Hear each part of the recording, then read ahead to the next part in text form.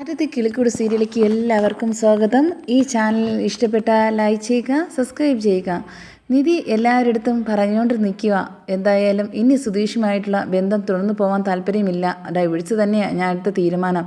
അത് സുധീഷ് നിങ്ങളടുത്ത് പറഞ്ഞായിരുന്നു എന്ന് സുഭാഷിൻ്റെ അടുത്ത് പറയുന്നുണ്ട്. നിതീഷും ഹരീഷും എല്ലാവർക്കും ഉണ്ടായിരുന്നു. അവരെല്ലാവരും ഞെട്ടി നിൽക്കുക, എന്താ ഇപ്പോൾ ഇങ്ങനെയൊക്കെ പറയാനെന്ന്. അപ്പോഴത്തേക്കും സുധീഷ് വരുന്നുണ്ട്. സുധീഷ് എന്താ പറഞ്ഞുകൊണ്ട് നിൽക്കുന്നത് നിങ്ങൾ? അത് ഞാൻ പറഞ്ഞ കാര്യം തന്നെയാണ്. അത് എത്രയും പെട്ടെന്ന് അതെനിക്ക് ഡൈവേഴ്സ് കിട്ടിയേ പറ്റുള്ളൂ, അല്ല എങ്കിൽ വീണ്ടും താൻ എൻ്റെ അടുത്ത് ഭയങ്കര സ്വാതന്ത്ര്യം കാണിച്ചുകൊണ്ട് വരും. അതെനിക്ക് ഒട്ടും ഇഷ്ടമില്ല എന്നൊക്കെ പറയുന്നുണ്ട്. എന്തായാലും ഇത് ഡൈവേഴ്സിൻ്റെ ആവശ്യമുണ്ടോ? അതൊക്കെ ഭയങ്കര ബുദ്ധിമുട്ടല്ലേ എന്നൊക്കെ ചോദിക്കുന്നുണ്ട് സുഭാഷ്. അതിന് കുഴപ്പമൊന്നുമില്ല, എനിക്ക് ഇതൊന്നും വേണ്ട, എനിക്ക് ഇന്ന് താല്പര്യമില്ലാത്ത കാര്യമാണ്. അതുകൊണ്ട് എന്തിനാ ചുമ്മാ ഒരു താലിച്ചരട് വെച്ച് നേരത്തെ പ്രശ്നം ഉണ്ടായത്. അതുകൊണ്ട് ഇതിൻ്റെ ഒരു കാര്യം എനിക്ക് ആവശ്യമില്ല. ഒരു കല്യാണം എന്നുള്ളത് എനിക്ക് കഴിഞ്ഞെന്ന് പോലും തോന്നുന്നില്ല. അതുകൊണ്ട് ഈ ഒരു ലീഗലായിട്ട് തന്നെ മാറ്റണമെന്നും എനിക്ക് താല്പര്യമുണ്ട്. മോചനം കിട്ടിയേ പറ്റുള്ളൂ ഇതിൽ നിന്ന് എന്ന് പറയുന്നുണ്ട്.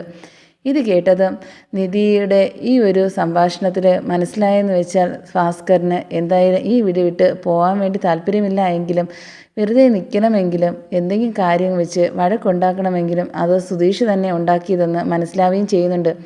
എന്തായാലും സുധീഷ് കാരണം ഇതെല്ലാം ഇങ്ങനെ വരുത്തി വെച്ചത് എന്ന് ബാക്കിയുള്ളവരും പറയുന്നുണ്ട്. നിധി ഇത് പറഞ്ഞിട്ട് അകത്തേക്ക് പോയ ശേഷം വീണ്ടും ചേട്ടത്തിയെ ഫോൺ വിളിക്കുന്നുണ്ട്. ഞാനാണെങ്കിൽ ഒരു തീരുമാനം എടുത്തിട്ടുണ്ട്, ഞാൻ അവിടെ അടുത്ത് പറഞ്ഞിട്ടുമുണ്ട്, എങ്കിൽ പെട്ടെന്ന് തന്നെ ഇങ്ങോട്ട് തിരിച്ചു വരണം എന്ന് ചേട്ടത്തി പറയുന്നുണ്ട്.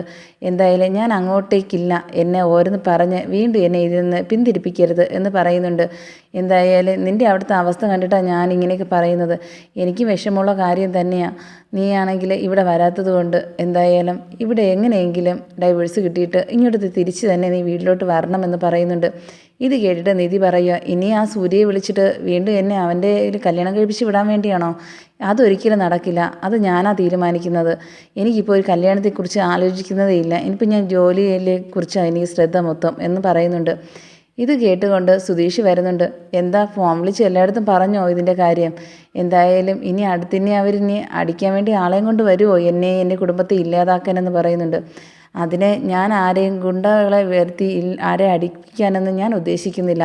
ഞാൻ ചേട്ടത്തിയെ ഫോൺ വിളിച്ചത് എന്നൊക്കെ പറയുന്നുണ്ട്.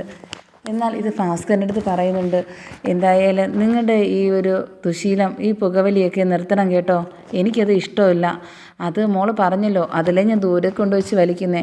വേണ്ട, ഇത് എൻ്റെ അടുത്ത് പറഞ്ഞില്ലേ നിർത്തുമോന്ന്. ഇതെല്ലാം നിർത്തണം. എന്തായാലും ഈ വീട്ടിൽ എപ്പോഴും സന്തോഷമായിട്ടിരിക്കുന്ന ആഗ്രഹിക്കുന്നില്ലേ നിങ്ങൾ? കുടുംബത്തോടൊപ്പം എല്ലാവരുമായിട്ട് ഈ വീടായിട്ടിരിക്കണമെങ്കിൽ ഇതൊക്കെ നിർത്തിയേ പറ്റുള്ളൂ എന്നൊക്കെ പറയുന്നുണ്ട്. ഇത് കേട്ട് ഭാസ്കരൻ പറയുക, എന്നാൽ എൻ്റെ മക്കളെ എന്നെ ഒരു വില കൽപ്പിച്ചില്ല എങ്കിലും എനിക്കത് പ്രശ്നമില്ല. എന്നെ മനസ്സിലാക്കുന്നവരുണ്ടല്ലോ അവർ മതി. മോളിപ്പോൾ എന്നെ മനസ്സിലാക്കി വരുന്നത് എനിക്കറിയാം. എൻ്റെ ഓരോ കാര്യങ്ങൾ ചോദിക്കുമ്പോൾ തന്നെ എനിക്ക് മനസ്സിലാവുന്നുണ്ട് എന്ന് ഭാസ്കരൻ പറയുന്നുണ്ട്. അങ്ങനെ നിധിയും ഭാസ്കരനും സംസാരിച്ചുകൊണ്ട് നിൽക്കുമ്പോഴത്തേക്കും സുധീഷ് വരുന്നുണ്ട്. സുധീഷ് പറയുക, എന്താ പറഞ്ഞുകൊണ്ടിരിക്കുന്നത്? ഞാൻ വരുമ്പോൾ എല്ലാവരും പറച്ചിലൊക്കെ നിർത്തുന്നല്ലോ. എന്താ പറച്ചിൽ നിർത്തേണ്ട ആവശ്യമൊന്നുമില്ല, എന്തായാലും പറഞ്ഞു, ഞാൻ കൂടെ കേൾക്കട്ടെ എന്ന് പറയുന്നുണ്ട്. അതോ ഒന്നുമില്ല, നിങ്ങളാണെങ്കിൽ എന്തിനാ ഇപ്പോൾ ഇങ്ങോട്ട് വന്നത്? ഞങ്ങൾ സംസാരിച്ചുകൊണ്ടിരിക്കുന്നത് കണ്ടില്ലേ എന്ന് നിധി ചോദിക്കുന്നുണ്ട്. എന്താ എനിക്കിവിടെ വന്നൂടെ? എൻ്റെ അച്ഛനല്ലേ ഇവിടെ ഇരിക്കുന്നത്, അപ്പോൾ എനിക്ക് സംസാരിക്കാൻ വേണ്ടി എനിക്കിവിടെ വന്നൂടെ എന്ന് ചോദിക്കുന്നുണ്ട്. അത് അങ്ങനെയൊക്കെ അംഗീകരിക്കണമെങ്കിൽ ആ ഒരു സ്നേഹം കൂടെ വേണം, അല്ലാതെ ചുമ്മാ അച്ഛനെന്ന് പറഞ്ഞിട്ട് കാര്യമില്ലല്ലോ എന്ന് പറയുന്നുണ്ട് നിധി. ഇത് കേട്ടത് സുധീഷ് പറയുക, എൻ്റെ ഈ പ്രശ്നത്തിന് ഒന്നാമത്തെ കാര്യം ഈ അച്ഛനാ. അറിയാലോ നിധിക്ക്, അച്ഛൻ പറഞ്ഞു കാണുമല്ലോ. പക്ഷേ ഇത് ഏതുവരെ എത്തി നിൽക്കണമെന്നും അറിയാമല്ലോ. എനിക്ക് അതിനോട് താല്പര്യമില്ല. ഞാൻ ഡൈവേഴ്സിന് എനിക്ക് ഒട്ടും താല്പര്യമില്ല, ഞാൻ തരേയില്ലെന്ന് പറയുക. ഇത് കേട്ടത് നിധി പറയുമോ, കണ്ടോ അച്ഛാ, എൻ്റെ ആവശ്യമെന്ന് വെച്ചാൽ ഇതാ, അത് അച്ഛൻ കൂടെ പറഞ്ഞ് മനസ്സിലാക്കണം എന്ന് പറയുക. പക്ഷേ ഭാസ്കരൻ പറയുന്നത് കേൾക്കുക പോലും തയ്യാറായില്ല. നിധി അകത്തേക്ക് പോകുന്നുണ്ട്. സുഭാഷിൻ്റെ അടുത്ത് പറയുന്നുണ്ട് സുധീഷ്, എന്തായാലും എൻ്റെ നിധിയെക്കുറിച്ചുള്ള ഒരു കാര്യമെങ്കിലും സപ്പോർട്ട് ചെയ്ത് നിധിയുടെ അടുത്ത് നിങ്ങൾ പറഞ്ഞിട്ടുണ്ടോ, സംസാരിച്ചിട്ടുണ്ടെങ്കിൽ ഇങ്ങനെയൊന്നും വരില്ലായിരുന്നു. ഇനിയെങ്കിലും ഞാൻ അപേക്ഷിക്കുക, ഞങ്ങളെ ഈ ജീവിതത്തിൽ എന്തെങ്കിലും ഒരു ചെറിയ മാറ്റം വരാൻ കാരണമുണ്ടെങ്കിൽ ഇനി സുധീഷ് ചേട്ടനാണെങ്കിൽ പറയും പോലെയല്ല എന്ന് നികേഷ് പറയുന്നുണ്ട്. ഇല്ല, പക്ഷേ സുഭാഷ് ചേട്ടൻ പറഞ്ഞാൽ ഇത് കേൾക്കും എന്ന് പറയുന്നുണ്ട് സുധീഷ്. അങ്ങനെ എല്ലാം മിണ്ടാതെന്ന് കേട്ടുകൊണ്ട് സുഭാഷ് പറയുക, ഞാനിതിൽ എനിക്കൊന്നും പറയാനില്ല. ഞാനെല്ലാം ഉണ്ടാക്കി വെച്ച പ്രശ്നം നീയാ ഇത് തീർക്കേണ്ടത്. അപ്പോഴത്തേക്ക് നീ വെല്ലുവിളിച്ചുകൊണ്ട് പോയതല്ലേ. അവളെക്കൊണ്ട് അംഗീകരിപ്പിക്കുമെന്ന്. അങ്ങനെ നീ ചെയ്, അല്ലാതെ ഞാൻ എന്ത് പറയാനാ? നിങ്ങളുടെ ജീവിതമല്ലേ അത്. ഞാനാണെങ്കിൽ ഒരാങ്ങളെ സ്ഥാനത്താണ്. എനിക്ക് അതിന് പരിധിയുണ്ട് പറയാൻ വേണ്ടി. പക്ഷേ നിങ്ങളാ ജീവിക്കേണ്ടവർ. അതുമാത്രമല്ല, ഇപ്പം അവൾ ആവശ്യപ്പെട്ട കാര്യമെന്ന് വെച്ചാൽ അത് വലിയൊരു കാര്യമാണ്. അത് അവളെടുത്ത തീരുമാനമാണ്. ഞാൻ അതിൽ എന്ത് ചെയ്യാനാ എന്നൊക്കെ ചോദിക്കുന്നുണ്ട്. ഇത് കേട്ടത് സുധീഷ് പറയുക, എന്തായാലും ഒന്നും ഇതിൽ നിങ്ങൾക്ക് താല്പര്യമില്ലേ ഞാൻ പറഞ്ഞതിൽ ചെയ്തു തരാൻ എന്ന് ചോദിക്കുന്നുണ്ട്. ഞാൻ ശ്രമിക്കാം എന്ന് പറഞ്ഞിട്ട് സുഭാഷ് പോകുന്നുണ്ട്. അങ്ങനെ പിറ്റേ ദിവസമായിട്ട് ഹരീഷ് വർക്ക്ഷോപ്പിലോട്ട് പോകുന്നുണ്ട്. അങ്ങനെ പണി ചെയ്തുകൊണ്ടിരുന്നപ്പോഴത്തേക്കും അവിടെ വരുന്നുണ്ട് നീതുവിനെ കഴിഞ്ഞ ദിവസമാണെങ്കിൽ അവിടെ വെച്ച് കണ്ട് അച്ഛനാണെങ്കിൽ വന്ന് അടി കൊടുത്താൽ കൊണ്ടുപോയത്. എന്നാൽ വീണ്ടും നിനക്ക് ഒരു ഇതുമില്ല, എത്ര അടി കൊണ്ടായാലും നീ പഠിക്കില്ലല്ലേ എന്ന് ഹരീഷ് പറയുന്നുണ്ട്. ഇല്ല, എനിക്കിഷ്ടമുള്ളതുകൊണ്ടല്ലേ ഞാൻ വരുന്നത്. എന്നാലും ഇത്രയും ബുദ്ധിമുട്ടി അവരെയൊക്കെ എന്തിനാ തള്ളിപ്പറഞ്ഞിട്ട് എന്നെ കാണാൻ നീ വരുന്നേ എന്നൊക്കെ ചോദിക്കുന്നുണ്ട്.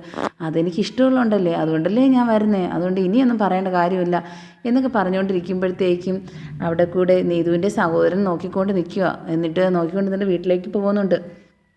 അങ്ങനെ വീണ്ടും തിരിച്ച് നീതുവാണെങ്കിൽ വീട്ടിലേക്ക് പോയപ്പോൾ അവിടെയാണെങ്കിൽ ചോദിക്കുന്നുണ്ട്, നീ എന്തിനാ അവനോട് സംസാരിച്ചുകൊണ്ടിരിക്കുന്നത്? ഇന്നലെ അച്ഛൻ നിന്നെ അടിച്ചിട്ട് ഇറക്കിക്കൊണ്ട് വന്നതല്ലേ, വീണ്ടും അവിടെ പോകലെന്നല്ലേ പറഞ്ഞേ, പിന്നെ എന്തിനാ നീ അവിടെ പോയത് എന്നൊക്കെ ചോദിച്ച് അടി കൊടുക്കുന്നുണ്ട് സഹോദരൻ.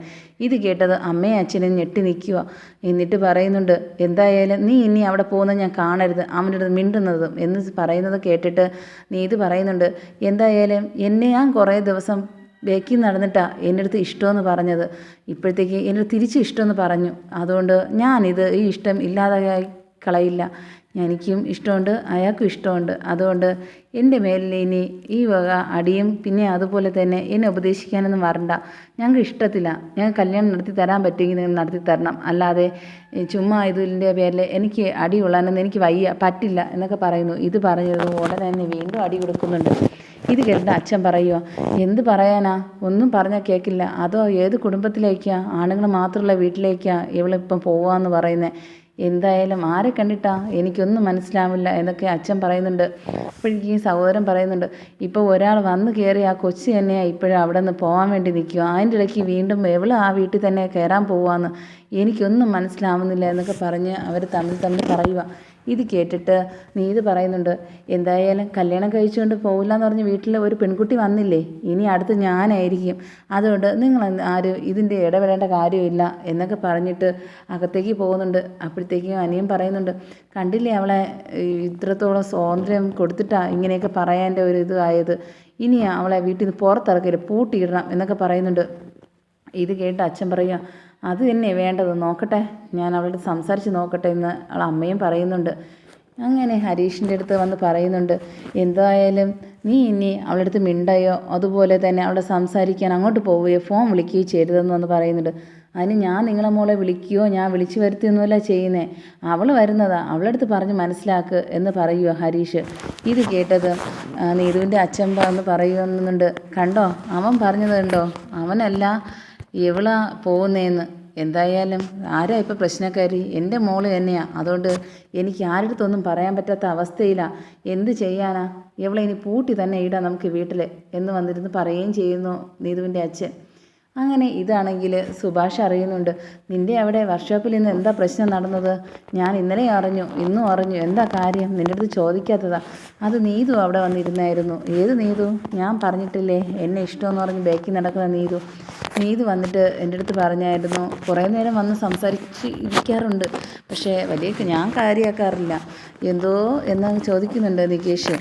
ഞാൻ ഒരു കാര്യമാക്കാറില്ലേ, വന്നിട്ടും വെറുതെ അങ്ങ് പോവും എന്ന് പറയുന്നുണ്ട്. അപ്പോൾ സുധീഷും പറഞ്ഞിട്ടുണ്ട്, വെറുതെ ഒന്നുമല്ല, ഞാനും കണ്ടിട്ടുണ്ട് അവിടെ വന്നിട്ട് പോകുന്നത്, ഇവനെ കണ്ടിട്ട്. അതല്ലേ ഇവൻ ഒന്ന് വർക്ക്ഷോപ്പ് എന്ന് പറഞ്ഞ് പോകുന്നേ. അവിടെയാണെങ്കിൽ ആ കൊച്ചുമായിട്ട് പ്രേമം അവൻ. ഇത് അറിഞ്ഞുകൂടി സുഭാഷേട്ടന് എന്ന് നികേഷിൻ്റെ അടുത്ത് പറയുക. ഇത് കേട്ടിട്ട് സുഭാഷ് പറയുക, ആണോ, നീ പറഞ്ഞത് ഒക്കെ സത്യമല്ലേ? ഞാനാണെങ്കിൽ ആദ്യം ഇത് കാര്യമാക്കിയില്ല, എല്ലാവരും പറയുന്നുണ്ട് ഇപ്പം. എന്നാലും അത് വേണ്ട കേട്ടോ, അവളെ വീട്ടുകാരെ അറിഞ്ഞാൽ വലിയ പ്രശ്നമാവും.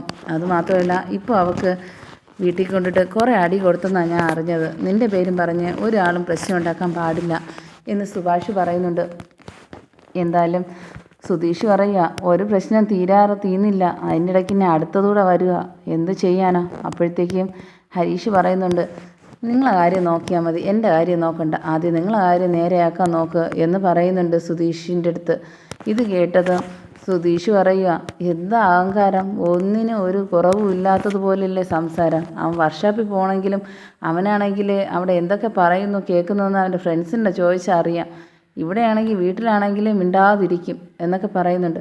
പിന്നെ എനിക്കാണെങ്കിൽ ഒന്ന് സംസാരിച്ചൂടെ, എൻ്റെ ഫ്രണ്ട്സൊക്കെ അവിടെയല്ലേ ഉള്ളത്, അതിന് കുഴപ്പമെന്താ, അവൾ എന്നെ കാണാൻ വന്നതെങ്കിൽ വന്നിട്ട് പോകുന്നുണ്ട്, അതിനെ ഞാൻ വിളിച്ച് വരുത്തുന്നതല്ലല്ലോ, അവൾ വന്നിട്ട് അവളെ വീട്ടുകാരല്ലേ കൊടുത്തതാടി, എനിക്കതിൽ ഒന്നും പറയാനില്ല എന്നൊക്കെ പറയുന്നുണ്ട്. ഇത് കേട്ടത് സുഭാഷ് പറയുക, എന്തായാലും നീ ആയിട്ട് പ്രശ്നം ഉണ്ടാക്കരുത്, എനിക്കത് മാത്രമേ പറയാവുള്ളൂ എന്ന് പറഞ്ഞിട്ട് അകത്തേക്ക് പോകുന്നുണ്ട്.